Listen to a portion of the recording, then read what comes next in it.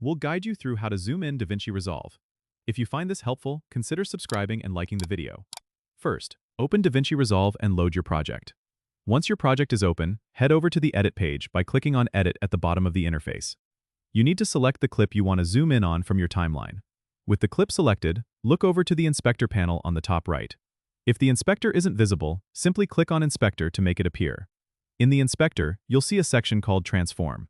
Here, you can adjust the zoom settings. You can either click and drag the zoom slider to increase or decrease the zoom level, or directly input a value for more precise control. If you want to zoom in on a specific part of the frame, you can also adjust the position settings right below the zoom controls. This allows you to pan and focus on different areas of your clip. For more dynamic zoom effects, consider using keyframes. To do this, go to the beginning of your clip in the timeline. Then in the inspector, click on the diamond icon next to zoom to add a keyframe. Move to a later point in your clip and change the zoom level, which will automatically add another keyframe, creating a smooth zoom effect over time. Remember, you can always adjust the timing and smoothness by dragging the keyframes directly on the timeline. Experiment with these settings to get the perfect zoom effect for your project. Don't forget to subscribe and comment if this helped you out.